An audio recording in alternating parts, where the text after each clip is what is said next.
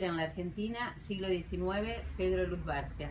Notas sobre el apartado Primeras menciones y representaciones por María del Rosario Ramírez. Presumimos, naturalmente, que somos amos y no sirvientes de los hechos, y que sabemos que el descubrimiento de las cuentas de la lavandera de Shakespeare no nos sería útil. Pero debemos siempre reservar el juicio final acerca de la futilidad de la investigación que las ha descubierto, en la posibilidad de que aparezca algún genio que sepa cómo utilizarlas. Eliot.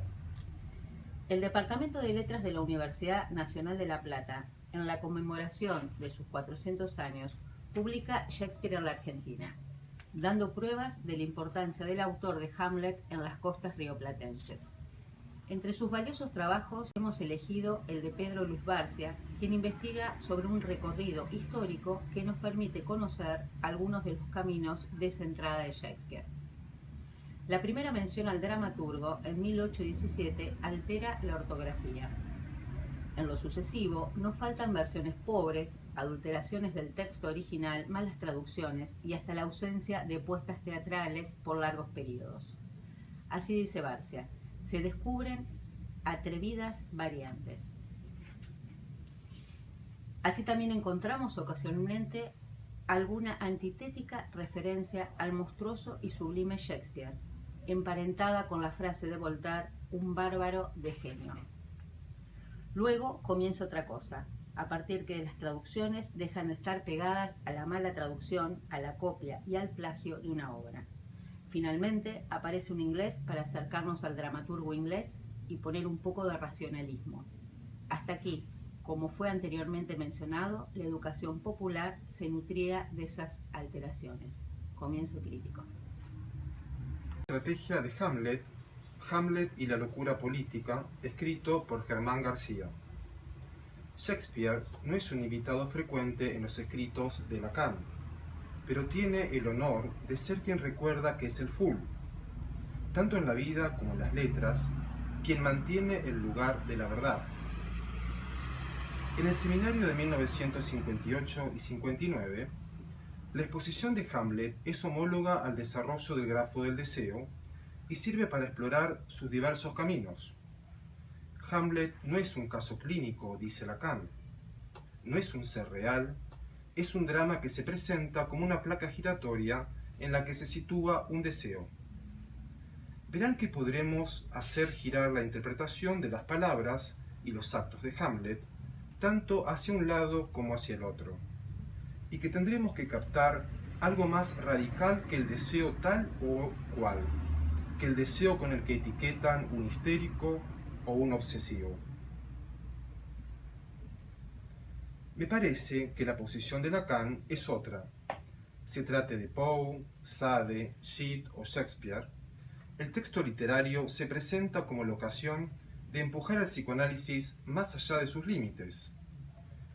James Joyce fue la prueba. El psicoanálisis puede aprender algo sobre la dimensión social del síntoma y a su vez revelar el síntoma producido por la obra. Lacan, el hombre del deseo, dice: me parece que una atenta lectura de los sonnets, cuya audacia no imaginamos, muestra que Shakespeare ha ilustrado en su persona un punto totalmente extremo y singular del deseo. Bueno, de la sección reportajes, reportaje a Gustavo de Sal por María del Rosario Ramírez.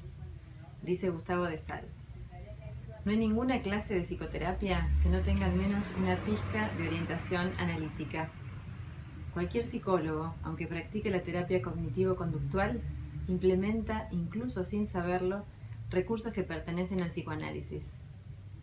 Es difícil que un psicoterapeuta pueda librarse por completo del psicoanálisis. Del mismo modo, el psicoanálisis no puede renegar de su vinculación a lo terapéutico. Las diferencias son muchas, tantas que se requeriría un tiempo muy largo para exponerlas. Pero tomo una de las muchas sugerencias de Lacan. La psicoterapia es el intento de devolverle al sujeto su estado anterior. Entiéndase, anterior a la emergencia del malestar o del síntoma que provocó la demanda. Es lo que la gente nos pide. Quiere volver a ser el de antes. Nadie se cuestiona de entrada esa demanda, como si diese por descontado que antes vivía mucho mejor. En ese sentido, es realmente interesante lo que suele ocurrir cuando alguien consiente a proseguir una experiencia analítica. Se da cuenta de que la vida anterior no era tan feliz como lo imaginaba, o que por lo menos no era tan real como creía. Cuando la gente comienza a percibir que su vida está fraguada sobre una ficción mentirosa, y pese a ello, o mejor dicho, gracias a ello, está dispuesta a avanzar más allá de los beneficios terapéuticos que haya podido encontrar, entonces entramos en el campo del psicoanálisis. Le doy otra referencia de Lacan. El psicoanálisis es para la gente que se toma en serio su existencia. Tomarse en serio la existencia significa estar dispuesto a renunciar a la ideología de la felicidad y a onanismos semejantes. No es forzoso que todo el mundo quiera eso. Es válido que muchos se conformen con lo que la psicoterapia les aporta. Y de hecho, una buena parte de nuestros pacientes hace una terapia psicoanalítica más o menos aceptable. La diferencia entre hacer una psicoterapia y un análisis depende, por supuesto, de quien conduce la cura, pero también del deseo de quien se entrega a ella.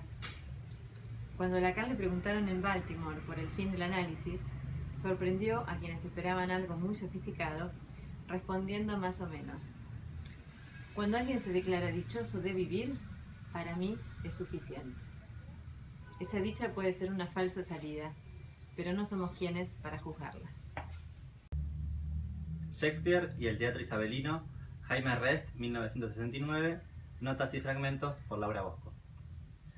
Entre los años 1580 y 1642 se observa en Londres un gran florecimiento teatral que no puede ser desvinculado del largo recorrido que tuvo el drama inglés con anterioridad. A este periodo se lo denomina teatro isabelino, en tanto alcanza su máximo esplendor durante el reinado de Isabel I. Los siguientes fragmentos tratan de dar cuenta de las condiciones que hicieron posible el surgimiento de tan importante desarrollo teatral, como de los motivos que suscitaron, luego del fin del reinado de Isabel y bajo el imperio de la dinastía de los Estuardo, la prohibición y el cierre definitivo de los teatros, dando término al desenvolvimiento del arte dramático isabelino. La prohibición fue el efecto de las circunstancias político-religiosas, que revelaron, en las quejas de los puritanos, la aversión frente a los valores que transmitían esas representaciones escénicas, considerados fuente de corrupción e impudicia. Un generalizado robustecimiento del espíritu de nacionalidad, la derrota y destrucción de la Armada Invencible Española, un grado considerable de encauzamiento hacia la uniformidad religiosa. La economía y la sociedad se hallaban en plena expansión, y el campo cultural se había logrado una vigorosa actualización del pensamiento y de las doctrinas artísticas. A quienes preocupaba la marcha intelectual de la época, se los seducía con una intrépida exposición de los críticos problemas que apasionaban al individualismo, y con destino al público cortesano se proponía un significativo acopio de reflexión política. El porvenir del teatro quedó indisolublemente ligado a la suerte de la monarquía, de modo que hubo de compartir el aciago destino de esta cuando estalló la guerra civil que conduciría 7 años después a la caída y ejecución de Carlos I. Así, entonces, concluía en Inglaterra el espectacular desenvolvimiento del arte dramático isabelino.